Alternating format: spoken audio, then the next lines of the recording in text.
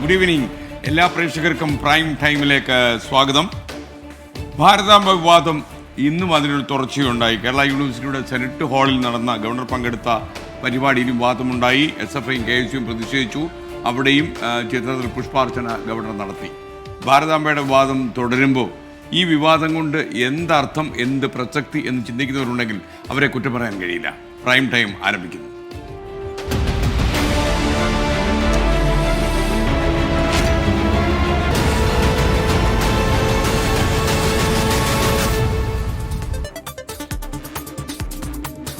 Yes, hello, good evening പ്രിയപ്പെട്ട പ്രേക്ഷകരെ.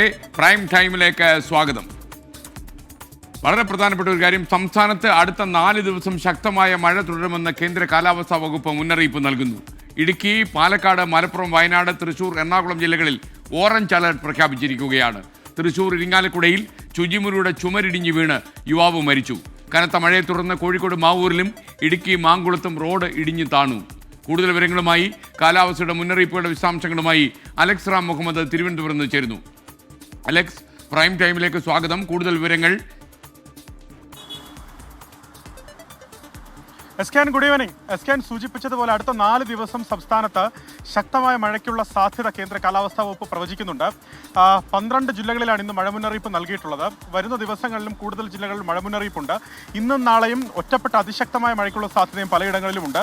മധ്യ കേരളത്തിലും വടക്കൻ കേരളത്തിലും പ്രത്യേകിച്ച് മലയോര മേഖലയിലും മഴ കനത്തേക്കും എന്നുള്ളതാണ് മുന്നറിയിപ്പായി പറയുന്നത്. ഓറഞ്ച് അലർട്ട് നേരത്തെ 3 ജില്ലകളിലായിരുന്നെങ്കിൽ അത് പുതുക്കിയിട്ടുണ്ട്. ഓറഞ്ച് അലർട്ട് കൂടുതൽ ജില്ലകളിൽ ഇന്ന് പ്രഖ്യാപിച്ചിരിക്കുന്ന ഏറ്റവും ഒടുവിലത്തെ കേന്ദ്ര കാലാവസ്ഥാ വകുപ്പിന്റെ അലർട്ട് അനുസരിച്ച് എറണാകുളം, ഇടുക്കി, തൃശൂർ, പാലക്കാട്, മലപ്പുറം, വയനാട് ജില്ലകളിലാണ് ഇന്ന് അതിശക്തമായ മഴയ്ക്കുള്ള സാധ്യത നിലനിൽക്കുന്നത്.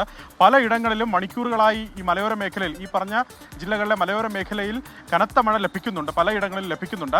വയനാട് ഇന്നും നാളെയും കൂടി വയനാട് ഓറഞ്ച് അലർട്ട് ഉണ്ട്. നാളെ ഇടുക്കിയിലും മലപ്പുറത്തും വയനാടിന് പുറമെ അതിശക്തമായ മഴയ്ക്കുള്ള സാധ്യതാ മുന്നറിയിപ്പ് നൽകിയിട്ടുണ്ട്. നാളെ ആകെ 11 ജില്ലകൾക്ക് മഴ മുന്നറിയിപ്പ് നൽകിയിട്ടുണ്ട്. തിരുവനന്തപുരവും കൊല്ലവും ആലപ്പുഴ ഒഴികെയുള്ള മറ്റു ജില്ലകളിൽ യെല്ലോ മുന്നറിയിപ്പും നാളെ നൽകിയിട്ടുണ്ട്. എസ്കേൻ, ഈ മഴയ്ക്കൊപ്പം ശക്തമായ കാറ്റിന് സാധ്യതയുണ്ട്. മണിക്കൂറിൽ 40 മുതൽ 50 കിലോമീറ്റർ വരെ വേഗതയിൽ വീശിയടിച്ചേക്കാവുന്ന കാറ്റിന് സാധ്യതയുണ്ട്. അതുമാത്രമല്ല, ഈ വടക്കൻ കേരളത്തിലും മലയോര മേഖലയിലുമൊക്കെ പ്രത്യേക ശ്രദ്ധ പതിപ്പിക്കേണ്ടതുണ്ട്. കാരണം കഴിഞ്ഞ ദിവസങ്ങളിലൊക്കെ അതിതീവ്ര മഴ ലഭിച്ച ഇടങ്ങളാണ് ഇവിടെ. അവിടെയൊക്കെ ഈ മണ്ണിടിച്ചിലുണ്ടാകാനും ഉരുൾപൊട്ടലുണ്ടാകാനും അപ്രതീക്ഷിത മലവെള്ളപ്പാച്ചിലൊക്കെ ഉണ്ടാകാനുമുള്ള സാധ്യത കൂടുതലാണെന്ന് ദുരന്ത നിവാരണ അതോറിറ്റി അറിയിക്കുന്നുണ്ട്. അതിനാൽ ജാഗ്രത തുടരണം എന്നുള്ളതാണ് ഏറ്റവും പ്രധാനപ്പെട്ട കാര്യം. അതുമാത്രമല്ല, തീരവുമായി ബന്ധപ്പെട്ടും പ്രധാനപ്പെട്ട ജാഗ്രതാ മുന്നറിയിപ്പുണ്ട്. കേരള തീരത്ത്, പ്രത്യേകിച്ച് കണ്ണൂർ, കാസർഗോഡ് തീരങ്ങളിൽ ഉയർന്ന തിരമാലയ്ക്കും 3.6 മീറ്റർ വരെ ഉയരത്തിലെ ഉയർന്ന തിരമാലയ്ക്കും കടലാക്രമണത്തിനും സാധ്യതയുണ്ടെന്ന് ദേശീയ സമുദ്ര സ്ഥിതി പഠന ഗവേഷണ കേന്ദ്രം അറിയിക്കുന്നുണ്ട്. തീരദേശവാസികളും മത്സ്യത്തൊഴിലാളികളും ജാഗ്രത പാലിക്കണം.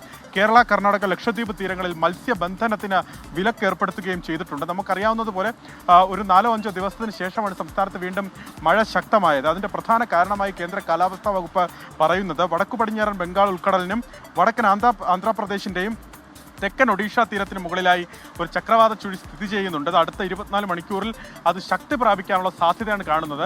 അതുകൊണ്ട് കേരളത്തിലേക്കുള്ള പടിഞ്ഞാറൻ കാറ്റ് ശക്തിയാർജിക്കുന്നതാണ് ഇത്തരത്തിൽ കാലവർഷം വീണ്ടും സജീവമാകാൻ കാരണം. എന്താണെങ്കിലും വടക്കൻ കേരളത്തിലും മലയോര മേഖലയിലും മധ്യ കേരളത്തിലെ ചിലയിടങ്ങളിലും മലയോര മേഖലയിൽ അടക്കമുള്ള ചിലയിടങ്ങളിലും ജാഗ്രത തുടരണം. അലക്സ് റാം മുഹമ്മദാണ് വിവരങ്ങൾ നൽകിയത്. കനത്ത മഴ കേരളത്തിൽ പല ജില്ലകളിലും തുടരുന്ന സാഹചര്യത്തിൽ 3 ജില്ലകളിൽ വിദ്യാഭ്യാസ സ്ഥാപനങ്ങൾക്ക് അവധി പ്രഖ്യാപിച്ചിട്ടുണ്ട്. വയനാട് ജില്ലയിൽ നാളെ ഓറഞ്ച് അലർട്ടാണ്. ശക്തമായ മഴ തുടരുകയും ചെയ്യുന്ന സാഹചര്യമാണ്. അതുകൊണ്ട് തന്നെ ജില്ലയിലെ പ്രൊഫഷണൽ കോളേജുകൾ ഉൾപ്പെടെയുള്ള റെസിഡൻഷ്യൽ വിദ്യാഭ്യാസ സ്ഥാപനങ്ങൾ എന്നിവ ഒഴികെയുള്ള എല്ലാ വിദ്യാഭ്യാസ സ്ഥാപനങ്ങൾക്കും അവധി പ്രഖ്യാപിച്ചു. പ്രൊഫഷണൽ കോളേജുകൾക്കും റെസിഡൻഷ്യൽ സ്കൂളുകൾക്കും ഈ അവധി ബാധകമല്ലെന്ന് ജില്ലാ കളക്ടർ DR മേഘശ്രീ അറിയിക്കുന്നു. തൃശൂർ, ഇടുക്കി, വയനാട് ജില്ലകളിലെ പ്രൊഫഷണൽ കോളേജുകൾ ഉൾപ്പെടെയുള്ള എല്ലാ വിദ്യാഭ്യാസ സ്ഥാപനങ്ങൾക്കും ജില്ലാ കളക്ടർ അവധി പ്രഖ്യാപിച്ചിട്ടുണ്ട്. അങ്കണവാടികൾ, മദ്രസകൾ, ട്യൂഷൻ സെൻ്ററുകൾ എന്നിവയ്ക്കും ഈ അവധി ബാധകമാണെന്ന് ഇപ്പോൾ അറിയിപ്പ് വരുന്നു. അപ്പോൾ പ്രിയപ്പെട്ടവരെല്ലാം, കുട്ടികളെല്ലാം ശ്രദ്ധിക്കുക. കനത്ത മഴ തുടരുന്ന പശ്ചാത്തലത്തിലാണ് 3 ജില്ലകളിലെ വിദ്യാഭ്യാസ സ്ഥാപനങ്ങൾക്ക് ഇപ്പോൾ അവധി പ്രഖ്യാപിച്ചിരിക്കുന്നത്. തൃശ്ശൂർ, ഇടുക്കി, വയനാട് ഈ 3 ജില്ലകളിലെ വിദ്യാഭ്യാസ സ്ഥാപനങ്ങൾക്കാണ് അവധി കൊടുത്തിരിക്കുന്നത്. പ്രൊഫഷണൽ കോളേജുകൾക്കും ഈ അവധി ബാധകമായിരിക്കും.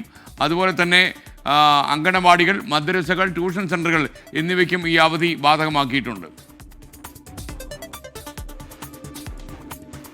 മലപ്പുറം ജില്ലയിൽ കനത്ത മഴ തുടരുകയാണ്. പുഴകളിൽ ജലനിരപ്പ് ഉയരുന്നു. പൂക്കോട്ടുംപാടം മൂച്ചിക്കൽ പാലത്തിന് മുകളിലൂടെ വെള്ളം കയറി. വിപിൻ സി വിജയൻ മലപ്പുറത്ത് നിന്ന് വിവരങ്ങളുമായി ചേരുന്നു. ഈ പാലത്തിൽ നന്നായി വെള്ളം കയറിയല്ലോ. പറയൂ വിപിൻ സി വിജയൻ.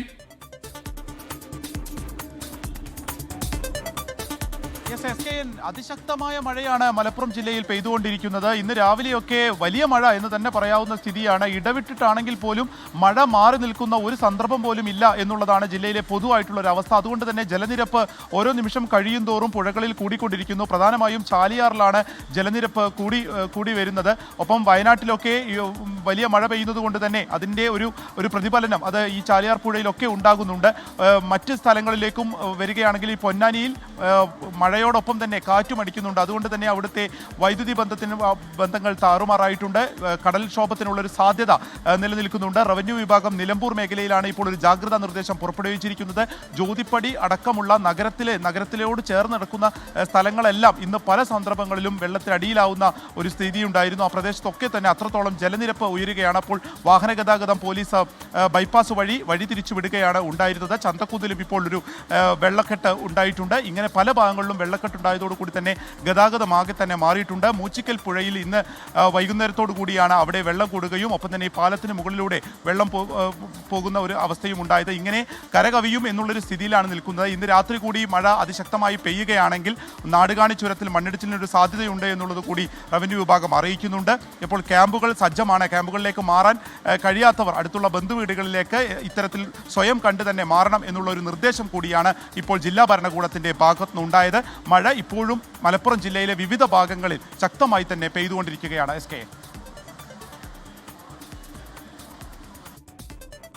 കനത്ത മഴയെ തുടർന്ന് മൂന്നാർ ഗ്യാപ്പ് റോഡിൽ രാത്രി യാത്രയ്ക്ക് നിയന്ത്രണം ഏർപ്പെടുത്തി. കല്ലും മണ്ണും ഇടിഞ്ഞു വീഴാൻ സാധ്യതയുള്ളതുകൊണ്ട് ഇന്നും നാളെയും രാത്രികാല യാത്രയ്ക്ക് നിരോധനം ഏർപ്പെടുത്തിയിരിക്കുകയാണ്. ഇടുക്കി ജില്ലയിലെ വിദ്യാഭ്യാസ സ്ഥാപനങ്ങൾക്ക് നാളെ അവധിയായിരിക്കും. രാഹുൽ വിജയൻ കൂടുതൽ വിവരങ്ങളുമായി ഇടുക്കിയിൽ നിന്ന് ചേരുന്നു. പറയൂ രാഹുൽ വിജയൻ, ചേരുന്നു എന്ന് പറയുന്നു.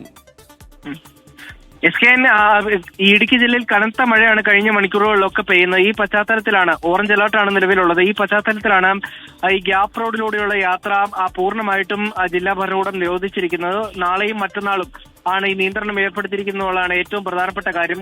കാരണം ഈ കല്ലും മണ്ണും ഇടിഞ്ഞ ഗ്യാപ്പ് റോഡിലേക്ക് വീഴാനുള്ള സാധ്യത വളരെ കൂടുതലാണ്. ഈ പശ്ചാത്തലത്തിൽ അനാവശ്യമായിട്ടുള്ള യാത്രകൾ പൂർണ്ണമായിട്ടും ഒഴിവാക്കണം. അത്യാവശ്യ യാത്രകൾ മാത്രമേ ഇതുവഴി അനുവദിക്കൂ എന്നുള്ളതാണ് ജില്ലാ ഭരണകൂടം വ്യക്തമാക്കുന്നത്. മാത്രമല്ല നേര്യമംഗലം മുതൽ മൂന്നാർ വരെയുള്ള ഭാഗത്ത് രാത്രിയാത്ര പരമാവധി ഒഴിവാക്കണമെന്നുള്ള ആവശ്യം കൂടി ജില്ലാ ഭരണകൂടം മുന്നോട്ട് വെച്ചിട്ടുണ്ട്. ഏതെങ്കിലും അത്യാവശ്യ ഘട്ടത്തിൽ മാത്രം ഈ വഴി യാത്ര ചെയ്യുക. അല്ലാത്ത പക്ഷം മണ്ണിടിച്ചിൽ സാധ്യതയുള്ളതിനാൽ പരമാവധി യാത്ര ഒഴിവാക്കുക എന്നുള്ളതാണ് ജില്ലാ ഭരണകൂടം പറഞ്ഞിരിക്കുന്നത്. നിലവിൽ ഇടവിട്ട് ശക്തമായ മഴ ഇടുക്കി ജില്ലയിൽ പല ഭാഗത്തും പെയ്യുന്നുണ്ട്. നാളെ വിദ്യാഭ്യാസ സ്ഥാപനങ്ങൾക്കുൾപ്പെടെ അവധി പ്രഖ്യാപിക്കുകയും ചെയ്തിട്ടുണ്ട്. കൃത്യമായ ജാഗ്രതാ നിർദ്ദേശമാണ് ജില്ലാ ഭരണകൂടം പറഞ്ഞിരിക്കുന്നത്.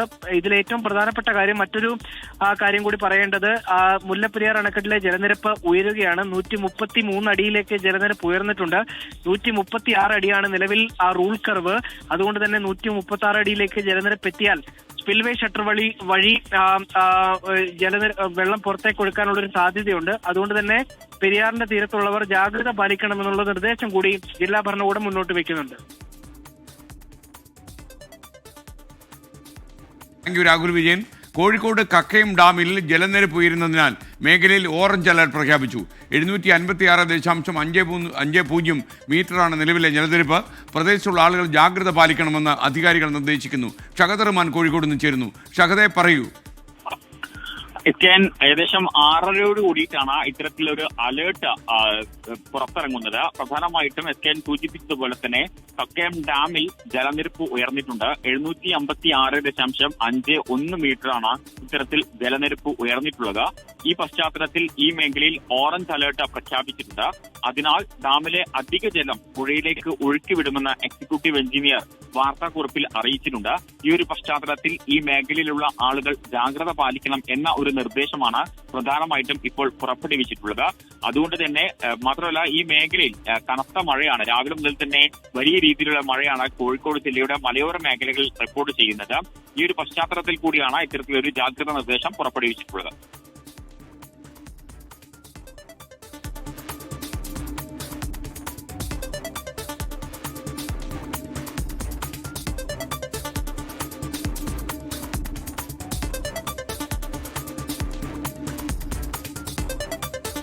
ഉരുൾപൊട്ടലുണ്ടായ വയനാട് മുണ്ടക്കൈ ചൂരൽമല പ്രദേശത്ത് ഇടവിട്ടുള്ള കനത്ത മഴ ഇപ്പോഴും തുടരുകയാണ്.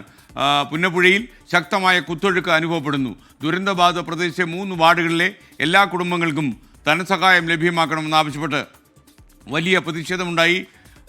ADM കെ ദേവികയുടെ നേതൃത്വത്തിൽ നടന്ന ചർച്ചയിലാണ് പ്രതിഷേധം അവസാനിപ്പിച്ചത്.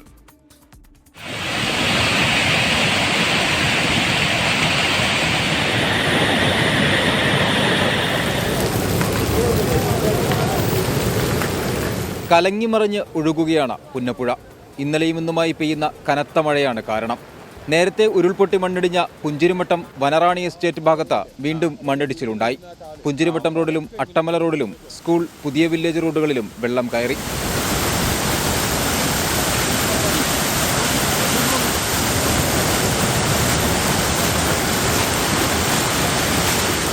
രാവിലെ ജോലിക്ക് പോയവരെ ജീപ്പിലും മറ്റുമായി തിരികെ എത്തിച്ചു. സ്ഥലത്ത് സർക്കാരിനെതിരെയും ഉദ്യോഗസ്ഥർക്കെതിരെയും കനത്ത പ്രതിഷേധം. ഉദ്യോഗസ്ഥരെ തടഞ്ഞു.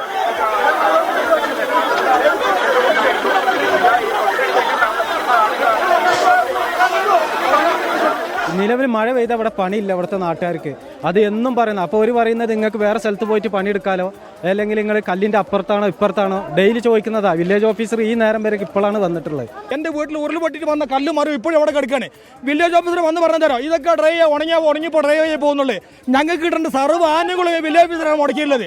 നമ്മളത് പട്ടിണിയില്ല. ആ 300 രൂപ കിട്ടിയാൽ നമ്മൾ ജീവിക്കായിരുന്നു. അതുവരെ ഇല്ലാണ്ടാക്കി ഈ അധികാരി. ADM കെ ദേവകി നടത്തിയ ചർച്ചയിലാണ് പ്രതിഷേധം അവസാനിപ്പിച്ചത്. ദുരന്തത്തിന്റെ സമയത്ത് ഇവിടെ ജീവിച്ചിരുന്ന ഈ 3 വാർഡിലും ജീവിച്ചിരുന്ന എല്ലാവർക്കും കൊടുക്കും.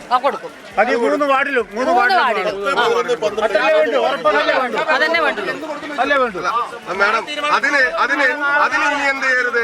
ഇവരുടെ കയ്യിൽ നിന്നും സത്യവാങ്മൂലം കിട്ടുന്നത് വരെ കാത്തു നിൽക്കരുത്. പ്രദേശത്ത് ഉരുൾപൊട്ടലുണ്ടായില്ലെന്ന് ജില്ലാ ഭരണകൂടവും ദുരന്ത നിവാരണ അതോറിറ്റിയും വ്യക്തമാക്കി. കഴിഞ്ഞ 24 മണിക്കൂറിനിടെ 100 മില്ലിമീറ്ററിന് മുകളിലാണ് പ്രദേശത്ത് മഴ പെയ്തത്. 24 വയനാട്.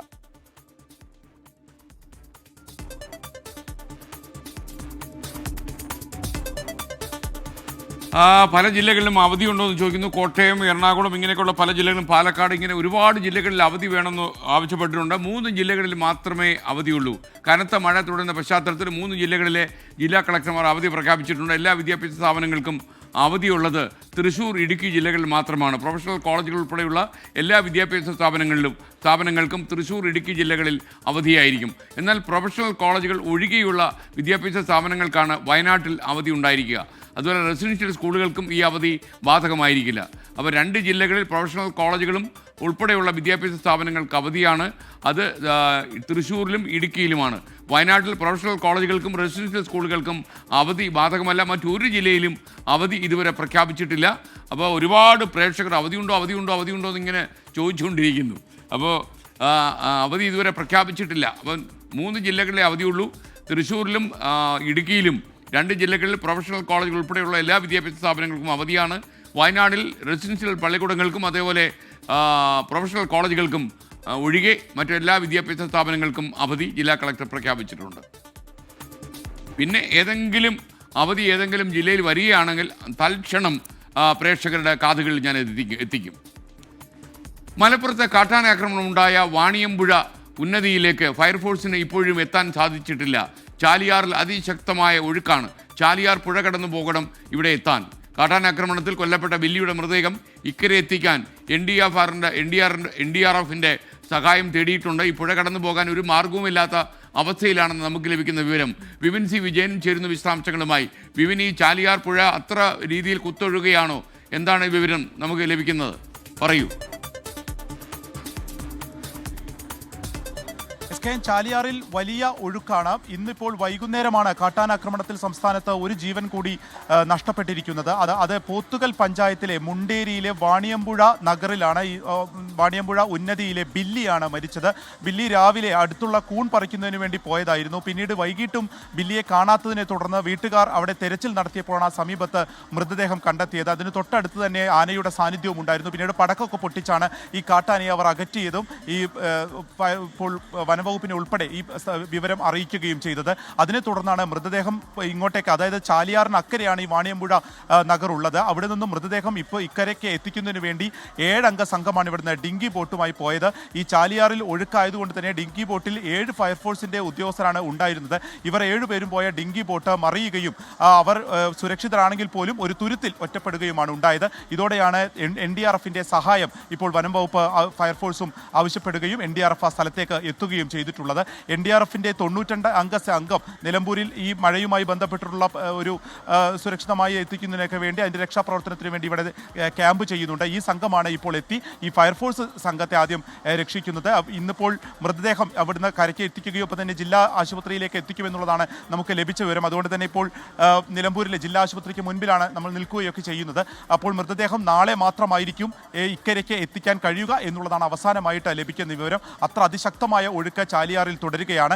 നാളെ രാവിലെ ആകുമ്പോഴേക്കും ഒഴുക്കൊന്ന് കുറയും എന്നുള്ളത് മാത്രമാണ് ഒരു പ്രതീക്ഷ. അങ്ങനെയാണെങ്കിലായിരിക്കും അതിരാവിലെ മൃതദേഹം ചാലിയാറിന് ഇക്കരെ എത്തിക്കുകയും മറ്റ് നടപടികൾ പോസ്റ്റ്മോർട്ടം ഉൾപ്പെടെയുള്ള നടപടികളിലേക്ക് കടക്കുകയും ചെയ്യുക.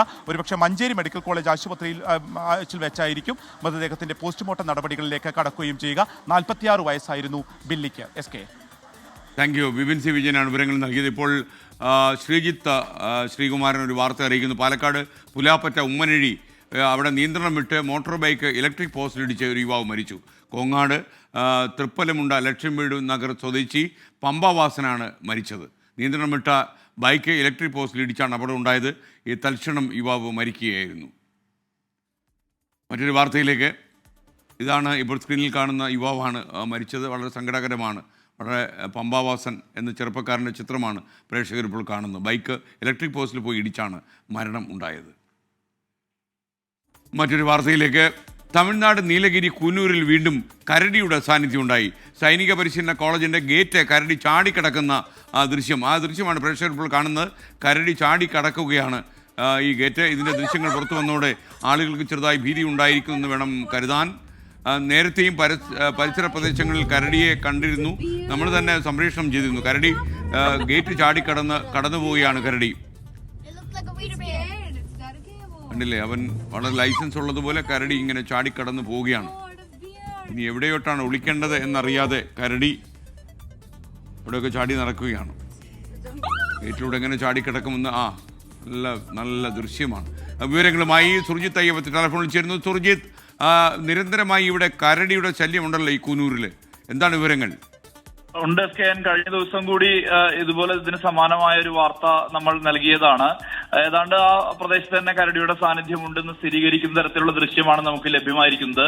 ഇത് പുനൂരിലെ ഡിഫൻസ് സർവീസ് സ്റ്റാഫ് കോളേജിന്റെ ആ ഗേറ്റാണ് കരടി ചാടി കടക്കുന്നത്. എന്തായാലും ആളുകളെ സംബന്ധിച്ച് വലിയ ആശങ്കയുണ്ട്. ഇപ്പോൾ ഭക്ഷണവും വെള്ളവും എല്ലാം തേടി വന്യമൃഗങ്ങൾ ജനവാസ കേന്ദ്രങ്ങളിൽ സ്ഥിരമായി ഇറങ്ങുന്ന ഒരു സ്ഥിതിയുണ്ട്. കുനൂർ എന്ന് പറയുന്ന പ്രദേശം ഊട്ടിയിലേക്ക് പോകുന്ന പ്രദേശമാണ്. ആ പ്രദേശം തേയിലത്തോട്ടങ്ങളും വനവും എല്ലാം നിറഞ്ഞ ഒരു മേഖലയാണ് കുനൂർ എന്ന് പറയുന്നത്. അവിടെയാണ് ഇത്തരത്തിൽ നഗരത്തിൽ രാത്രിയിൽ കരടിയുടെ സാന്നിധ്യം ഉണ്ടായിരിക്കുന്നത്. ഇത് വിനോദസഞ്ചാരത്തിനെത്തിയ ആളുകളും അവിടുത്തെ സ്റ്റാഫായിട്ടുള്ള ആളുകളാണ് എന്നുള്ള തരത്തിലുള്ള വിവരം കൂടിയുണ്ട്. അവരാണ് ഈ ദൃശ്യം പകർത്തിയെന്നുള്ള വിവരമാണ് നമുക്ക് ലഭ്യമാകുന്നത്. എന്തായാലും ഈ കുനൂരിലും പരിസര പ്രദേശത്തും ഇത്തരത്തിൽ വന്യമൃഗങ്ങളുടെ സാന്നിധ്യം വലിയ രീതിയിലുള്ള ആശങ്ക ആളുകൾക്കിടയിൽ ഉണ്ടാക്കിയിട്ടുണ്ട്. SKN. സുർജിത്ത് അയ്യപ്പത്താണ് വിവരങ്ങൾ നൽകിയത്.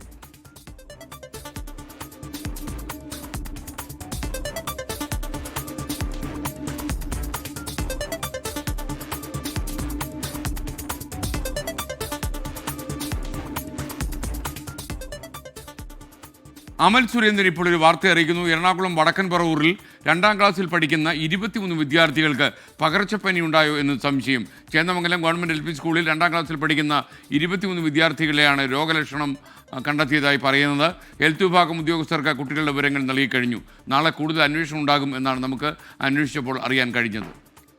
പാലക്കാട് പുലാപ്പറ്റ ഉമ്മനഴിയിൽ ബൈക്ക് നിയന്ത്രണം വിട്ട് ഇലക്ട്രിക് പോസ്റ്റിലിടിച്ച് യുവാവ് മരിച്ച കാര്യം പറഞ്ഞല്ലോ. കോങ്ങാട് തൃപ്പലമുണ്ട ലക്ഷം വീട് നഗർ സ്വദേശി പമ്പവാസനാണ് മരിച്ചത്. ശ്രീജിത്ത് ശ്രീകുമാരൻ ഇതിൻ്റെ കൂടുതൽ വിവരങ്ങൾ നൽകും. എങ്ങനെയാണ് ഈ അപകടം ഉണ്ടായത് ശ്രീജിത്ത്? SKN ഇന്ന് വൈകുന്നേരം ഒരു 6:30-7 മണിയോടുകൂടിയാണ് ഈ സംഭവം നടക്കുന്നത്. ഈ പമ്പാവാസൻ ഓടിച്ചിരുന്ന ബൈക്ക് ഇലക്ട്രിക് പോസ്റ്റിൽ ഇടിക്കുകയായിരുന്നു എന്നാണ് പറയുന്നത്. അമിത വേഗത്തിലായിരുന്നു എന്ന് നാട്ടുകാർ പറയുന്നുണ്ട്. ഇടിച്ചു, ഹെൽമെറ്റ് എല്ലാം ഉണ്ടായിരുന്നു, പക്ഷേ തലയ്ക്കും അതുപോലെ തന്നെ നെഞ്ചിനും കാര്യമായ രീതിയിൽ പരിക്കേറ്റിരുന്നു. തൽക്ഷണം തന്നെ മരിച്ചു എന്നാണ് പറയുന്നത്. എന്തായാലും നാട്ടുകാർ പെട്ടെന്ന് തന്നെ ആശുപത്രിയിലേക്ക് കൊണ്ടുപോകാനുള്ള ഒരു ശ്രമം നടത്തിയപ്പോഴേക്കും മരണം സംഭവിച്ചിരുന്നു. മൃതദേഹം ഇപ്പോൾ ജില്ലാ ആശുപത്രിയിൽ മോർച്ചറിയിലാണ് സൂക്ഷിച്ചിട്ടുള്ളത്. തീർത്തും ദരിദ്രമായ ഒരു കുടുംബത്തിലെ അംഗമാണ് എന്നാണ് മനസ്സിലാക്കുന്നത്. എന്തായാലും മൃതദേഹം പോസ്റ്റ്മോർട്ടത്തിന് ശേഷം ബന്ധുക്കൾക്ക് വിട്ടു നൽകും. ഇത്തരത്തിൽ അമിത വേഗതയിൽ തന്നെയായിരുന്നു വാഹനമെന്ന് നാട്ടുകാർ പറയുന്നുണ്ട്. ഇനി അക്കാര്യത്തെക്കുറിച്ച് CCTV ദൃശ്യങ്ങളടക്കം പരിശോധിച്ച് മറ്റ് നടപടിക്രമങ്ങളിലേക്ക് കടക്കുമെന്നാണ് പോലീസും അറിയിക്കുന്നത്. ഓക്കെ, ശ്രീജിത്ത് ശ്രീകുമാരാണ് വിവരങ്ങൾ നൽകിയത്. ഇപ്പോൾ ഒരു വാർത്ത അച്യുതൻ ഡൽഹിയിൽ നിന്ന് അറിയിക്കുന്നു. ഹിമാചൽ പ്രദേശിൽ മേഘവിസ്ഫോടനം ഉണ്ടായി. പലയിടത്തും നദികൾ ഇപ്പോൾ കരകവിഞ്ഞൊഴുകുകയാണ്. നിരവധി ആളുകൾ ഒഴുക്കിൽപ്പെട്ടതായി സംശയമുണ്ട്. രക്ഷാപ്രവർത്തനം അവിടെ ആരംഭിച്ചു. കൂടുതൽ വിവരങ്ങൾ അറിവായി വരുന്നതേയുള്ളൂ. പ്രേക്ഷകർക്ക് വീണ്ടും സ്വാഗതം. പ്രൈം ടൈം തുടരുകയാണ്. പവിത്രൻ ബാതിരപ്പറ്റ പറഞ്ഞു, SKN എല്ലാ ജില്ലാ കളക്ടർമാരുടെയും ഫോൺ നമ്പർ അങ്ങ് കൊടുത്തു കഴിഞ്ഞാൽ താങ്കൾക്ക് ഈ അവധി ചോദിക്കുന്നവരിൽ നിന്ന് രക്ഷപ്പെടാം. എന്തിനാണ് നമ്മളങ്ങനെ രക്ഷപ്പെടുന്നത്? അവധി ഉണ്ടെങ്കിൽ നമുക്ക് കൊടുത്തുകൂടെ? നിലമ്പൂർ ഉപതെരഞ്ഞെടുപ്പിൽ ഭരണവിരുദ്ധ വികാരം ഉണ്ടായിട്ടില്ലെന്ന് CPM സംസ്ഥാന സെക്രട്ടറിയുടെ വിലയിരുത്തൽ വരുന്നു. മണ്ഡലത്തിൽ നല്ല രാഷ്ട്രീയ പോരാട്ടം നടത്താൻ കഴിഞ്ഞു. പാർട്ടി അനുഭാവി വോട്ടുകളിൽ കുറച്ച് PV അൻവർ ലഭിച്ചു. ന്യൂനപക്ഷ വോട്ടുകളുടെ ഏകീകരണം സംഭവിച്ചുവെന്നും CPIM വിലയിരുത്തി. ഷെവീദ് റാവുത്തർ തിരുവനന്തപുരത്ത് വിവരങ്ങളുമായി ചേർന്നു. ഷെവീദ്, ശരിക്കും ഈ PV അൻവർ CPMന്റെ വോട്ട് പിടിച്ചുകൊണ്ടുപോയി എന്ന് CPM സമ്മതിക്കുകയാണോ? SKN കുറച്ച് വോട്ട് PV അൻവർ പിടിച്ചു എന്നുള്ളതാണ് നിലവിൽ ഇപ്പോൾ CPM സംസ്ഥാന സെക്രട്ടേറിയറ്റിന്റെ വിലയിരുത്തൽ. അപ്പോഴും പാർട്ടിയുടെ അടിസ്ഥാന വോട്ടിൽ ചോർച്ചയില്ല എന്നുള്ളതും CPM വിലയിരുത്തുന്നത്. ഒരു രസകരമായ ഒരു വിലയിരുത്തൽ കൂടി ആയി നമുക്കതിനെ കണക്കാക്കാൻ കഴിയും. SKN ഏതെങ്കിലും തരത്തിൽ നിലമ്പൂർ ഉപതെരഞ്ഞെടുപ്പിൽ CPM LDF ജയിക്കുകയാണെങ്കിൽ അത് മൂന്നാം പിണറായി സർക്കാർ എന്നുള്ളൊരു ടാഗ് ലൈൻ ഉയർത്തുന്നതിന് കാരണമായേനെ. എന്നാൽ തിരഞ്ഞെടുപ്പിൽ തിരിച്ചടി നേരിട്ടു. മാത്രമല്ല പ്രതിപക്ഷമാകട്ടെ ഇത് ഭരണവിരുദ്ധ വികാരം എന്നുള്ള ചർച്ച അത് കൃത്യമായി ഉയർത്തുകയും കാര്യമായി ചർച്ച ചെയ്യുകയും ചെയ്യുകയാണ്. ഇതിനിടെയാണ് CPM സംസ്ഥാന സെക്രട്ടേറിയറ്റ് യോഗത്തിൽ ഇന്ന് നിലമ്പൂർ ഉപതെരഞ്ഞെടുപ്പ് ചർച്ചയായത്. എന്നാൽ ഈ സെക്രട്ടേറിയറ്റിന്റെ വിലയിരുത്തൽ അനുസരിച്ച് മണ്ഡലത്തിൽ നല്ല രാഷ്ട്രീയ പോരാട്ടം നടന്നു എന്നുള്ളതാണ്. അതേസമയം ജമാഅത്തെ ഇസ്ലാമി വർഗീയ കാർഡ് ഇറക്കി പ്രചരണം നടത്തി. പ്രചരണം ന്യൂനപക്ഷങ്ങളെ ലക്ഷ്യം വെച്ചായിരുന്നു. ന്യൂനപക്ഷ വോട്ടുകളുടെ ഏകീകരണം സംഭവിച്ചുവെന്നും BJPയുടെ വോട്ടുകളും കോൺഗ്രസിന് കിട്ടി എന്നുള്ളൊരു വിലയിരുത്തൽ CPM സംസ്ഥാന സെക്രട്ടേറിയറ്റ് നടത്തുന്നുണ്ട്. അതേസമയം കോൺഗ്രസിനെ സംബന്ധിച്ച് ഏറ്റവും വലിയ തലവേദനയായിരുന്ന PV അൻവറിന്റെ കാര്യത്തിൽ CPMന്റെ അനുഭാവി വോട്ടുകളിൽ കുറച്ച് PV അൻവറിന് ലഭിച്ചു. എന്നാൽ അടിസ്ഥാന വോട്ടുകളിൽ ചോർച്ചയുണ്ടായിട്ടില്ല എന്നും CPM വിലയിരുത്തുന്നുണ്ട്. ഇത് എത്രത്തോളം പ്രാക്ടിക്കലി എഫക്റ്റീവായ ഒരു വിലയിരുത്തൽ എന്നുള്ള കാര്യം നമുക്കറിയില്ല. പക്ഷേ CPMനെ സംബന്ധിച്ച് നിലവിലെ രാഷ്ട്രീയ സാഹചര്യത്തിൽ അതുമാത്രമേ പറയാൻ കഴിയുകയുള്ളൂ. കാരണം വരാനിരിക്കുന്ന തദ്ദേശ തെരഞ്ഞെടുപ്പിൽ ശക്തി ചോർന്നുപോയി തെരഞ്ഞെടുപ്പിനെ നേരിടുക എന്നുള്ളൊരു അവസ്ഥ CPM ആഗ്രഹിക്കുന്നില്ല. തൊട്ടടുത്ത നിയമസഭാ തെരഞ്ഞെടുപ്പ് വരാനിരിക്കുന്നത് അടക്കമുള്ള കാര്യങ്ങൾ കണ്ട് CPM ഇപ്പോൾ പുറത്തേക്ക് വിടുന്ന ഒരു പൊതുപ്രതീതി അത് പാർട്ടിയുടെ അടിസ്ഥാന വോട്ടുകളിൽ ഇളക്കം തട്ടിയിട്ടില്ല എന്നുള്ളത് തന്നെയാണ്. SKN. Thank you Shaveed Rawther. മറ്റു ചില വാർത്തകൾ വിശദമായി. കേരള സർവകലാശാല സെനറ്റ് ഹാളിൽ ഗവർണർ പങ്കെടുത്ത പരിപാടിയിൽ ഭാരതാംബയുടെ ചിത്രം വെച്ചതിനെ തുടർന്ന് നാടകീയമായ സംഭവവികാസങ്ങൾ അരങ്ങേറി. SFIയുടെയും KSUവിൻ്റെയും കനത്ത പ്രതിഷേധങ്ങൾക്കിടെ അടിയന്തരാവസ്ഥയുടെ 50ാം വാർഷിക പരിപാടിയിൽ ഗവർണർ രാജേന്ദ്ര ആർലേക്കർ പങ്കെടുത്തു. ഇവിടെ ഗവർണർ എത്തിയിട്ടുള്ളത് അങ്ങേയറ്റം ഭരണഘടനാ വിരുദ്ധമായ ഒരു പരിപാടിയിൽ പങ്കെടുക്കാനാണ്. സ്വകാര്യ പരിപാടിയായിരിക്കാം, പക്ഷേ അവിടെ ഗവർണർ പങ്കെടുക്കുന്നുണ്ടെങ്കിൽ അതിന് ചില പ്രോട്ടോകോൾസ് ഉണ്ട്, അത് അദ്ദേഹത്തിന് അറിയാം. പക്ഷെ അതിന് ഘടകവിരുദ്ധമായാണ് അദ്ദേഹം പങ്കെടുത്തുകൊണ്ടിരിക്കുന്നത്. സ്വാഭാവികമായും സർവകലാശാലയിലാണ്, സെനറ്റ് ഹാളിലാണ്. വലിയ സമരം അതിന്റെ ഭാഗമായിട്ടുണ്ടായിട്ടുണ്ട്. ഈ വഴിയിൽ ഗവർണർ തിരികെ പോകാൻ അനുവദിക്കാൻ കഴിയില്ല. ഗവർണർക്കെതിരെ അങ്ങേയറ്റ പ്രതിഷേധം അറിയിക്കുക എന്നുള്ളത് തന്നെയാണ് SFI തീരുമാനിച്ചിരിക്കുന്നത്. കനത്ത സുരക്ഷയിൽ സെനറ്റ് ഹാളിലെത്തിയ ഗവർണർ ഭാരതാംബയുടെ ചിത്രത്തിനു മുന്നിൽ വിളക്ക് തെളിയിച്ച് പുഷ്പാർച്ചന നടത്തി.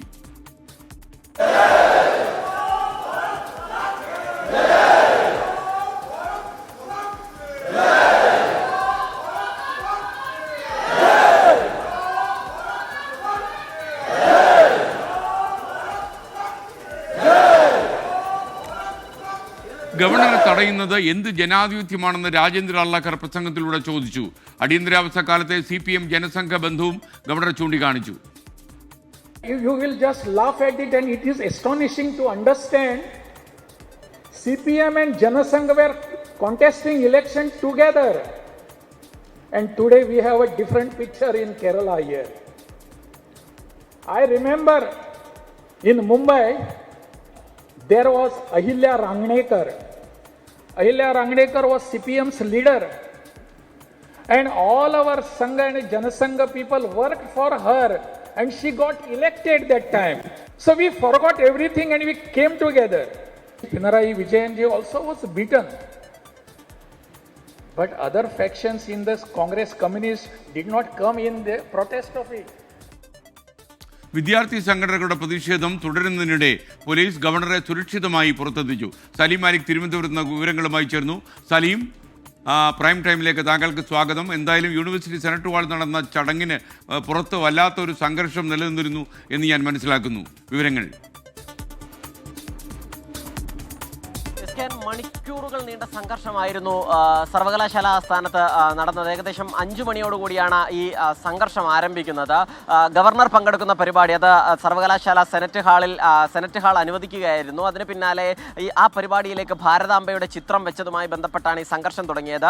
ആ സംഘർഷം അത് ആദ്യം SFI പ്രവർത്തകരാണ് ഭാരതാംബയുടെ കാവിക്കൊടി ഏന്തിയ ഭാരതാംബയുടെ ചിത്രം ആ പരിപാടിക്ക് ഉപയോഗിക്കാൻ കഴിയില്ല, അത് സെനറ്റ് ഹാളിൽ ചില പരിപാടികൾ നടക്കുമ്പോൾ ചില നിബന്ധനകൾ പാലിക്കേണ്ടതുണ്ട്, അവിടെ രാഷ്ട്രീയ ചിഹ്നം നൽകാൻ കഴിയില്ല എന്നുള്ളതായിരുന്നു SFI ഉയർത്തിയ വാദം. അതിന് പിന്നാലെ തന്നെ സർവകലാശാല രജിസ്ട്രാർ ഉൾപ്പെടെ ആ നിലപാടിൽ ഉറച്ചു നിൽക്കുകയും ചെയ്തു. കൃത്യമായ മാനദണ്ഡങ്ങളോടുകൂടിയാണ് ഹാൾ അനുവദിച്ചത്. അവിടെ പങ്കെടുക്കുന്ന പരിപാടികളിൽ ചില മര്യാദകൾ പാലിക്കേണ്ടതുണ്ട് എന്ന നിലപാടായിരുന്നു രജിസ്ട്രാറിനും ഉണ്ടായിരുന്നത്. പിന്നാലെ സിൻഡിക്കേറ്റ് യോഗം ചേർന്ന പരിപാടി നടത്താൻ കഴിയില്ല, അതല്ലെങ്കിൽ ഭാരതാംബയുടെ ചിഹ്നം ഒഴിവാക്കണമെന്ന് ഗവർണറെ രാജ്ഭവനെ അറിയിച്ചു. പക്ഷേ രാജ്ഭവന്റെ മറുപടി താൻ പുറപ്പെട്ടു പോയി എന്നുള്ളതായിരുന്നു. എന്തായാലും പരിപാടി റദ്ദാക്കുന്നതായുള്ള രജിസ്ട്രാറുടെ തീരുമാനവും നടന്നില്ല. അതിന് പിന്നാലെ SFIയുടെ വലിയ പ്രതിഷേധം ഈ സർവകലാശാല ആസ്ഥാനത്തിന്റെ പല വഴികളിലും ഉണ്ടായി. വലിയ പ്രതിഷേധവും പോലീസുമായുള്ള സംഘർഷവും ഒക്കെ പല സമയങ്ങളിലായി ഉണ്ടാവുകയും ചെയ്തു. അതിനിടയിൽ സെനറ്റ് ഹാളിനുള്ളിൽ KSU പ്രവർത്തകർ കയറുകയും അവിടെയും പ്രതിഷേധമുണ്ടായി. അതിനിടെ ഈ പരിപാടി നടത്തുന്ന സംഘാടകർ, അവർ യുവമോർച്ച പ്രവർത്തകർ അടക്കമുള്ളവരുണ്ട്, അവരുമായി സംഘർഷം. പത്മനാഭ സേവാ സമിതി എന്നുള്ള സംഘടനയാണ് അതുമായി ബന്ധപ്പെട്ട പരിപാടി സംഘടിപ്പിച്ചത്. അവരുമായി സംഘാടകരുമായി KSU പ്രവർത്തകരുടെ സംഘർഷമുണ്ടായി. പിന്നാലെ പോലീസും SFI പ്രവർത്തകരും തമ്മിൽ പലതവണ വാക്കേറ്റവും സംഘർഷവും ഉണ്ടാകുന്ന സാഹചര്യമുണ്ടായി. ഇതിനിടയിൽ ഗവർണർ എത്തില്ല എന്ന ഒരു നിലപാട് ഇടയ്ക്ക് വരികയും എന്നാൽ അത് മാറ്റി വീണ്ടും യോഗം ചേർന്ന് ഗവർണറിലേക്ക് എത്താനും തീരുമാനിച്ചു. അതിനുശേഷം മറ്റൊരു വഴിയിലൂടെ പ്രധാന വഴിയിൽ SFI പ്രവർത്തകർ പ്രതിഷേധവുമായി നിൽക്കുന്നത് മുന്നിൽ കണ്ട് പോലീസ് മറ്റൊരു വഴിയിലൂടെ ഗവർണറെ സെനറ്റ് ഹാളിൽ എത്തിച്ചു. വലിയ പ്രതിഷേധങ്ങൾക്കിടെ വലിയ കനത്ത പോലീസ് കാവലിൽ ഗവർണർ സെനറ്റ് ഹാളിലേക്ക് പ്രവേശിച്ചപ്പോൾ ഈ പ്രവർത്തകരെ, ആ പരിപാടിയിൽ പങ്കെടുക്കാനെത്തിയവർ മുദ്രാവാക്യം വിളികളോടും ആർപ്പ് വിളികളോടുകൂടിയാണ് ഗവർണറെ സ്വീകരിച്ചത്. അതിന് പിന്നാലെ ഈ വിവാദമായ ചിത്രത്തിൽ പുഷ്പാർച്ചന നടത്തിയതിനു ശേഷം ആണ് ഈ പരിപാടിയിലേക്ക് കടന്നത്. അതിന് പിന്നാലെ ഗവർണറുടെ പ്രസംഗത്തിൽ രൂക്ഷമായാണ് ഈ പ്രതിഷേധക്കാരെ വിമർശിച്ചത്. അടിയന്തരാവസ്ഥയുമായി ബന്ധപ്പെട്ടൊരു പരിപാടിയായിരുന്നു. അടിയന്തരാവസ്ഥയുടെ 50 വർഷങ്ങൾ എന്നുള്ള ആ പരിപാടിയിൽ അടിയന്തരാവസ്ഥയെക്കുറിച്ചും ഇന്ദിരാഗാന്ധി അക്കാലത്ത് നടത്തിയ കാര്യങ്ങളെക്കുറിച്ചും ഗവർണർ താൻ ജയിലിൽ കിടന്നത് ഉൾപ്പെടെയുള്ള കാര്യങ്ങൾ ഓർത്തെടുത്തു പറഞ്ഞു. അതിന് പിന്നാലെ ആ പ്രസംഗം ഉപസംഹരിക്കുമ്പോൾ അടിയന്തരാവസ്ഥ കാലത്തിന് സമാനമായ ഒരു നിലപാടാണ് ഇപ്പോൾ അന്ന് അടിയന്തരാവസ്ഥക്കെതിരെ നിന്ന നിലപാടെടുത്ത CPIM സ്വീകരിക്കുന്നത്. ഇപ്പോഴും ഒരു അപ്രഖ്യാപിത അടിയന്തരാവസ്ഥ നിലനിൽക്കുന്നു എന്നതുൾപ്പെടെയുള്ള വിമർശനങ്ങളും ഗവർണർ ഉയർത്തി. SKN സലീം മാലിക്കാണ് വിവരങ്ങൾ നൽകിയത്. ദിനേശ് ഹരിപ്പാട് SKN ഈ ഹെഡ്ലൈൻസ് പറയുമ്പോൾ VSന്റെ കാര്യം കൂടി പറയണം. ഞങ്ങൾക്ക് ആലപ്പുഴക്കാർക്കൂടെ ഞങ്ങളുടെ ചങ്കാണ് VS എന്ന് പറയുന്നു. അദ്ദേഹത്തിൻ്റെ ആരോഗ്യനിലയിൽ മാറ്റമില്ലാതെ തുടരുന്നു എന്നാണ് നമുക്ക് അറിയാൻ കഴിയുന്നത്. എന്തായാലും അദ്ദേഹം വളരെ വേഗം സുഖം പ്രാപിച്ച് വീട്ടിലേക്ക് എത്തട്ടെ എന്നാണ് നമ്മൾ ആഗ്രഹിക്കുന്നത്. കാവിക്കൊടി ഏന്തിയ ഭാരതാംബ ചിത്രവിവാദത്തിൽ ഗവർണറെ നിലപാട് അറിയിക്കാൻ സർക്കാർ തീരുമാനിച്ചു. സർക്കാർ നിലപാട് വ്യക്തമാക്കി ഗവർണർക്ക് മുഖ്യമന്ത്രി പ്രത്യേക കത്ത് കൊടുക്കും. സർക്കാർ പരിപാടികളിൽ ഔദ്യോഗിക ചിഹ്നങ്ങൾ ഉപയോഗിക്കുന്നതായിരിക്കും ഉചിതമെന്ന് ഗവർണറെ അറിയിക്കുകയും ചെയ്യും. ഇന്ന് ചേർന്ന മന്ത്രിസഭായോഗമാണ് ഭാരതാംബ ചിത്രവിവാദത്തിൽ ഗവർണറെ നിലപാട് അറിയിക്കാൻ തീരുമാനിച്ചത്. നിയമോപദേശം കൂടി പരിഗണിച്ചാണ് നിലപാടറിയിച്ച് കത്ത് നൽകുന്നത്. മുഖ്യമന്ത്രി തന്നെ ഗവർണർക്ക് കത്തെഴുതും. സർക്കാർ പരിപാടികളിൽ സർക്കാരിൻ്റെ ഔദ്യോഗിക ചിഹ്നങ്ങളും ബിംബങ്ങളും ഉപയോഗിക്കുന്നതാണ് ഉചിതം. ഭരണഘടന പാലിച്ചുകൊണ്ട് പരിപാടികളിൽ ഔദ്യോഗിക ചിഹ്നങ്ങൾക്ക് പ്രാമുഖ്യം നൽകണമെന്നും മുഖ്യമന്ത്രി ഗവർണറെ അറിയിക്കും. രാജ്ഭവനിലെ ചിത്രവിവാദത്തിൻ്റെ പശ്ചാത്തലത്തിൽ ഔദ്യോഗിക പരിപാടികളിൽ ഏതൊക്കെ ചിഹ്നങ്ങൾ ഉപയോഗിക്കാമെന്നതിൽ സർക്കാർ വ്യക്തത വരുത്തണമെന്ന് അഭ്യർത്ഥിച്ച് കൃഷിവകുപ്പ് principal secretary B. Ashok chief സെക്രട്ടറിക്ക് ഫയൽ അയച്ചിരുന്നു. ഇക്കാര്യത്തിൽ തീരുമാനമൊന്നും എടുത്തിട്ടില്ല. ചിഹ്ന വിവാദത്തിന് രാഷ്ട്രീയ പ്രതിരോധം എന്നതിനപ്പുറം കത്തുകൊണ്ട് കാര്യമായ ഫലമുണ്ടാകില്ലെന്നാണ് ഭരണരംഗത്തുള്ളവരുടെ അഭിപ്രായം. കത്തിന് പകരം ഉത്തരവാണ് മന്ത്രിസഭയിൽ നിന്ന് ഉണ്ടാകേണ്ടിയിരുന്നത് എന്നതാണ് അവരുടെ അഭിപ്രായം. R. ശ്രീജിത്ത്, 24, തിരുവനന്തപുരം. സുജിത അരുൺ ഉൾപ്പെടെ ഒരുപാട് ആൾക്കാർ ഈ മഴയുടെ കാര്യം പറയുന്നുണ്ട്. പാലക്കാട് നല്ല കനത്ത മഴ പെയ്യുന്നു എന്നാണ്. പാലക്കാട്, എറണാകുളം, ഇടുക്കി ഇങ്ങനെയുള്ള പ്രദേശങ്ങളിലൊക്കെ മഴയുണ്ട്. പക്ഷേ 3 ജില്ലകളിൽ മാത്രമേ അവധി പ്രഖ്യാപിച്ചുള്ളൂ: ഇടുക്കി, തൃശ്ശൂർ, വയനാട്. ഇതിൽ വയനാട് മറ്റ് 2 ജില്ലകളിലും ഇടുക്കിയിലും തൃശ്ശൂരിലും പ്രൊഫഷണൽ കോളേജുകൾക്കും അവധിയായിരിക്കും. എന്നാൽ വയനാട്ടിൽ പ്രൊഫഷണൽ കോളേജുകൾക്ക് അവധിയില്ല. മറ്റ് ജില്ലകളിലൊന്നും അവധി പ്രഖ്യാപിച്ചിട്ടില്ല. കാസർഗോഡ് കാഞ്ഞങ്ങാട്ട് സംസ്ഥാന പാതയിൽ കുഴി കണ്ടു. കുഴി രൂപപ്പെട്ടതാണ്. ചിത്താരി പാലത്തിലാണ് കുഴി ഉണ്ടായത്. പാലത്തിലെ കോൺക്രീറ്റ് തകർന്ന് പുഴ കാണുന്ന രീതിയിലാണ് ഇപ്പോൾ ഈ കുഴി. ഈ പ്രദേശത്ത് ഇപ്പോൾ ഗതാഗത നിയന്ത്രണം ഏർപ്പെടുത്തിയിരിക്കുകയാണ്. മറ്റൊരു വാർത്തയിലേക്ക്. PM ശ്രീ പദ്ധതിയിൽ ഒപ്പിടില്ല എന്ന നിലപാടിൽ ഉറച്ച കേരള സർക്കാർ എതിർപ്പുമായി കോടതിയെ സമീപിക്കുമെന്ന് വിദ്യാഭ്യാസ വകുപ്പ് മന്ത്രി വി ശിവൻകുട്ടി പറഞ്ഞു. പദ്ധതിയുമായി ബന്ധപ്പെട്ട് വിദ്യാർത്ഥി സംഘടനാ പ്രതിനിധികളുമായി മന്ത്രി വിളിച്ച യോഗത്തിൽ ABVP ഒഴികെയുള്ള വിദ്യാർത്ഥി സംഘടനകൾ സർക്കാരിന്റെ നിലപാടിനെ പിന്തുണച്ചു. SFI, AISF, KSU, ABVP, AIDSO തുടങ്ങി വിദ്യാർത്ഥി സംഘടനാ പ്രതിനിധികൾ മന്ത്രി വിളിച്ച ചർച്ചയിൽ പങ്കെടുത്തു. പദ്ധതിയിൽ സർക്കാർ ഒപ്പിടാത്തതിനാൽ യോഗം ബഹിഷ്കരിക്കുകയാണെന്നും പദ്ധതി നടപ്പാക്കുന്നതുവരെ സമരവുമായി മുന്നോട്ടു പോകുമെന്നും ABVP. എന്ത് തന്നെ നിലപാടെടുത്താലും PM ശ്രീ പദ്ധതി കേരളം നടപ്പിലാക്കുന്നതുവരെ സമരപരിപാടികളുമായിട്ട് ABVP നിരത്തിലുണ്ടാവും. ശക്തമായ സമരവുമായിട്ട് ABVP മുന്നോട്ട് പോകും. PM ശ്രീ സംഘപരിവാർ അജണ്ടയാണെന്നും കേരളത്തിന് അർഹിക്കുന്ന തുക നൽകിയില്ലെങ്കിൽ കേരളത്തിൽ കേന്ദ്രമന്ത്രിമാർക്ക് വഴി നടക്കാനാകില്ലെന്നും SFI. PM ശ്രീ മാറ്റി നിർത്തി ഇവിടെ തരാനുള്ള ഫണ്ട്, ആ ഫണ്ട് നൽകിയില്ല എങ്കിൽ കേരളത്തിൽ കേന്ദ്രമന്ത്രിമാർ ചോദ്യം ചെയ്യപ്പെടും, അവർ വഴിമുടക്കപ്പെടും. കേന്ദ്രത്തിൽ നിന്ന് 1500 കോടി രൂപയോളം ലഭിക്കാനുണ്ട്. PM ശ്രീയുടെ പേരിൽ കേന്ദ്രം ഫണ്ട് നൽകുന്നില്ല. അത് രേഖാമൂലം അറിയിക്കുന്നുമില്ലെന്നും മന്ത്രി വി ശിവൻകുട്ടി. 1444.46 കോടി രൂപ കിട്ടാനുണ്ട്. മെമ്മോറണ്ടം കൊടുത്തു. നിങ്ങൾ തന്നില്ലെങ്കിൽ എന്തുകൊണ്ട് തന്നില്ല എന്ന് പറഞ്ഞുകൊണ്ട് മറുപടി നൽകുന്നതിന് വേണ്ടി തരില്ലെന്ന് തന്നെ പറഞ്ഞു. PM ശ്രീ പദ്ധതിക്ക് എതിർപ്പുമായി കോടതിയെ സമീപിക്കാനാണ് സർക്കാർ നീക്കം. 24 തിരുവനന്തപുരം.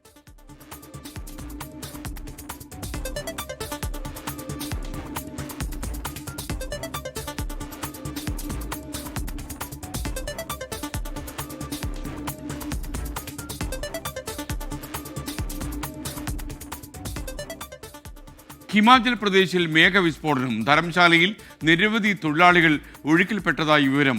പലയിടത്തും നദികൾ കരകവിഞ്ഞ് ഒഴുകുകയാണ്. രക്ഷാപ്രവർത്തനം ആരംഭിച്ചു. അതിൻ്റെ ദൃശ്യങ്ങളാണ് പ്രേക്ഷകർ ഇപ്പോൾ കാണുന്നത്. മേഘവിസ്ഫോടനത്തിൻ്റെ ഫലമായി വണ്ടികളൊക്കെ ഒഴുകിപ്പോകുന്ന ദൃശ്യമാണ് പ്രേക്ഷകർ ഇപ്പോൾ കാണുന്നത്.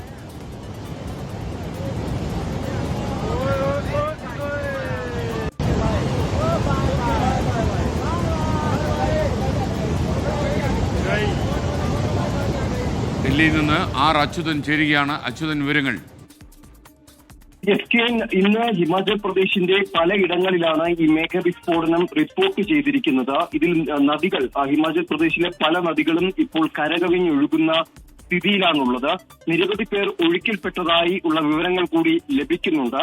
ഈ ധർമ്മശാലയിൽ നിരവധി തൊഴിലാളികളാണ് ഒഴുക്കിൽപ്പെട്ടത്. ഇക്കാര്യം BJPയുടെ ദേശീയ അധ്യക്ഷൻ കൂടിയായിട്ടുള്ള JP നദ്ദ അദ്ദേഹത്തിന്റെ എക്സ്പോസ്റ്റിലൂടെ പങ്കുവച്ചിട്ടുണ്ട്. ഇതിൽ ഈ ഒഴുക്കിൽപ്പെട്ട് മരിച്ചവരുടെ കുടുംബങ്ങൾക്ക് അനുശോചനം അറിയിക്കുന്നു എന്നും JP നദ്ദ എക്സ്പോസ്റ്റിൽ പറയുന്നു. എന്തായാലും നിലവിൽ ഈ രക്ഷാപ്രവർത്തന നടപടികൾ ഇപ്പോൾ പുരോഗമിക്കുകയാണ്. കൂടുതൽ വിവരങ്ങൾ ഇതുവരെയും പുറത്തു വന്നിട്ടില്ല. Okay, thank you. ആർ അച്യുതനാണ് വിവരങ്ങൾ നൽകിയത്. ഞാൻ നേരത്തെ പറഞ്ഞ കുഴിയുടെ കാര്യമാണ്. ഇനി കാസർഗോഡ് കാഞ്ഞങ്ങാട് സംസ്ഥാന പാതയിൽ കുഴി കണ്ടു. ചിത്താരി പാലത്തിലാണ് ഈ കുഴി രൂപപ്പെട്ടത്. ഇതിൻ്റെ കൂടുതൽ വിവരങ്ങളുമായി അരുൺ പാറയ്ക്കൽ കാസർഗോഡ് നിന്ന് ചേരും. വലിയ കുഴിയാണ്. താഴെയുള്ള പുഴ കാണത്തക്ക രീതിയിലാണ് കുഴി ഉണ്ടായിരിക്കുന്നത്. അരുൺ പാറയ്ക്കൽ, കൂടുതൽ വിവരങ്ങൾ.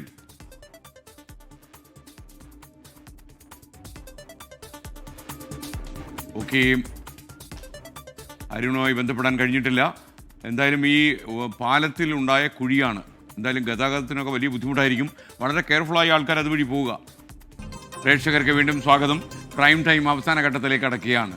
കാസർഗോഡ് കാഞ്ഞങ്ങാട് സംസ്ഥാന പാതയിൽ കുഴി രൂപപ്പെട്ടു എന്ന വാർത്ത, അതിൻ്റെ വിശദാംശങ്ങൾ നൽകാൻ അരുൺ പാറയ്ക്കൽ നമുക്കൊപ്പം ചേരുകയാണ്. പറയൂ അരുൺ. കാസർഗോഡ് കാഞ്ഞങ്ങാട് സംസ്ഥാന പാതയാണിത്. KSTP റോഡാണ്. ഈ റോഡിലെ ചിത്താരി പാലത്തിലാണ് കുഴി രൂപപ്പെട്ടത്. ചിത്താരി പുഴയ്ക്ക് മുകളിലൂടെയുള്ള പാലമാണ്. ആ പാലത്തിൽ ആ ടാറിളകി കോൺക്രീറ്റ് തകർന്ന് അടിയിൽ പുഴ ഒഴുകുന്നത് കാണുന്ന രീതിയിലാണ് ഇപ്പോൾ ഈ കുഴി രൂപപ്പെട്ടിരിക്കുന്നത്. അതായത് വലിയ രീതിയിലുള്ളൊരു അപകടാവസ്ഥ ഇവിടെ ഉണ്ട് എന്ന് നമുക്ക് ഒറ്റ നോട്ടത്തിൽ തന്നെ മനസ്സിലാവുന്നുണ്ട്.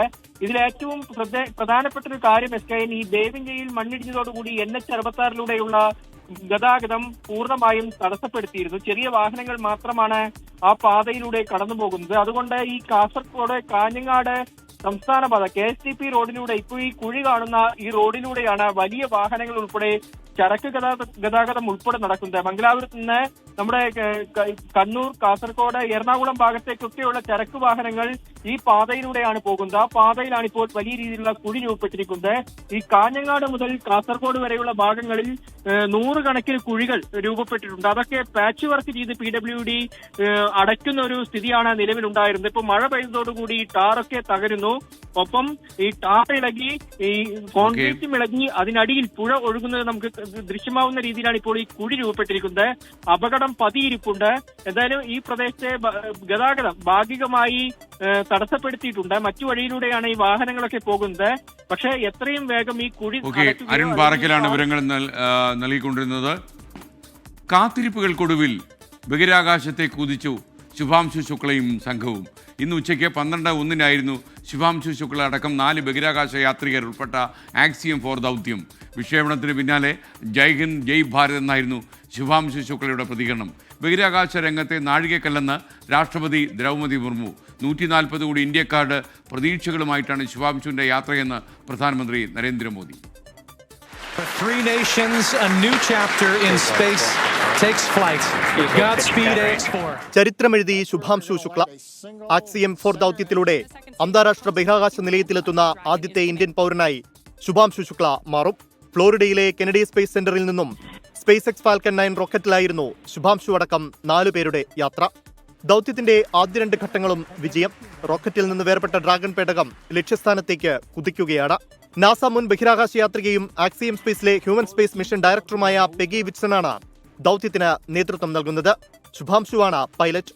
പോളണ്ടിൽ നിന്നുള്ള സ്വാവോസ് ഉസ്നാൻസ്കി വിസ്നെവ്സ്കിയും ഹംഗറിയിൽ നിന്നുള്ള ടിബോർ കബുവുമാണ് മിഷൻ സ്പെഷ്യലിസ്റ്റുകൾ. നാളെ വൈകിട്ട് 4:30 യാത്രാസംഘം ബഹിരാകാശ നിലയത്തിൽ എത്തും. രാകേഷ് ശർമ്മയ്ക്ക് ശേഷം 41 വർഷത്തിന് ശേഷമാണ് ഒരു ഇന്ത്യൻ പൗരൻ ബഹിരാകാശത്തെത്തുന്നത്. നേരത്തെ 6 തവണ വിക്ഷേപണം മാറ്റിവെച്ചിരുന്നു. Axiom space, ISRO, NASA, SpaceX സംയുക്ത ദൗത്യമാണ് ആക്സിയം 4. 550 കോടി രൂപയാണ് ദൗത്യത്തിനായി ഇന്ത്യ ചെലവിടുന്നത്. Research desk 24.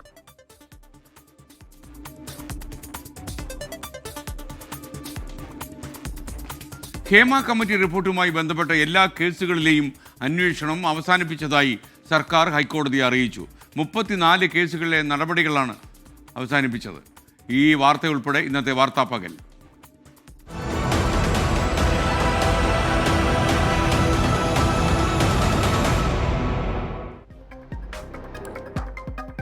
എല്ലാ കേസുകളിലെയും അന്വേഷണം അവസാനിപ്പിച്ചതായി സർക്കാർ ഹൈക്കോടതിയിൽ. 34 കേസുകളിലെ നടപടികളാണ് അവസാനിപ്പിച്ചത്. പാൽ വില വർദ്ധിപ്പിക്കാൻ മിൽമ. വില വർധന ചർച്ച ചെയ്യാൻ മിൽമ തിരുവനന്തപുരം മേഖലാ യൂണിയൻ ഭരണസമിതി യോഗം ചേരും. മുൻപ് പാൽ വില കൂട്ടിയത് 2022 ഡിസംബറിൽ. മൂന്നാറിൽ ഭീതി വിതച്ച് വീണ്ടും പടയപ്പ. വകുവാര, ലക്കം മേഖലകളിൽ വ്യാപകമായി കൃഷി നശിപ്പിച്ചു. RRT നിരീക്ഷണം കാര്യക്ഷമമല്ലെന്ന് നാട്ടുകാർ. പോസ്റ്റൽ വോട്ട് തിരുത്തിയിട്ടുണ്ടെന്ന വെളിപ്പെടുത്തലിൽ മുതിർന്ന CPIM നേതാവ് G സുധാകരനെതിരായ കേസ് എഴുതിത്തള്ളാൻ അന്വേഷണ സംഘം. നിർണായക തെളിവായ പോസ്റ്റൽ ബാലറ്റ് കണ്ടെത്താൻ കഴിയാത്തതിനാൽ അന്വേഷണ സംഘം ജില്ലാ പോലീസ് മേധാവിയെ സമീപിച്ചു. പ്രേക്ഷകർക്ക് വീണ്ടും സ്വാഗതം. പ്രൈം ടൈമിന്റെ അവസാന ഘട്ടത്തിലേക്ക്. മോദി സ്തുതിയിൽ കോൺഗ്രസ് നേതൃത്വം തള്ളിപ്പറഞ്ഞതിന് പിന്നാലെ ആകാശം വിസ്തൃതമെന്നും പറക്കാൻ ആരുടെയും അനുമതി വേണ്ടെന്നും ഡോക്ടർ ശശി തരൂർ MPയുടെ മറുപടി. ചിലർക്ക് ആദ്യം മോദിയാണെന്നും എന്നാൽ തങ്ങൾക്ക് അത് രാജ്യമാണെന്നും തരൂരിനെ ഉന്നമിട്ട് AICC അധ്യക്ഷൻ മല്ലികാർജ്ജുൻ ഖാർഗെയുടെ പരിഹാസം. പറയുന്ന കാര്യങ്ങളിൽ അവനവന് ബോധ്യമുണ്ടാകണമെന്ന AICC ജനറൽ സെക്രട്ടറി KC വേണുഗോപാലും ഇന്ന് പ്രതികരിച്ചു. തുടർച്ചയായ മോദി പ്രശംസയിൽ തരൂരും കോൺഗ്രസ് ദേശീയ നേതൃത്വവും തമ്മിലുള്ള ഏറ്റുമുട്ടൽ തുടരുന്നു. തരൂരിന്റെ ഇംഗ്ലീഷ് വായിച്ചു മനസ്സിലാക്കാൻ സമയമെടുക്കുമെന്ന് പറഞ്ഞൊഴിഞ്ഞെങ്കിലും തുടർ ചോദ്യങ്ങളിൽ AICC അധ്യക്ഷൻ നിലപാട് കടുപ്പിച്ചു. നടപടിയെടുക്കാൻ ഭയമുണ്ടോ എന്ന ചോദ്യത്തിന് എന്തിന് പേടിക്കണമെന്ന് ഖാർഗെയുടെ മറുപടി.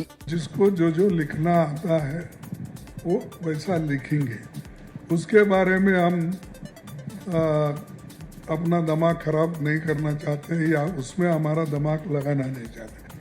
डर रहे कर रहे, किसके लिए डरते हैं? पार्टी है हमारी।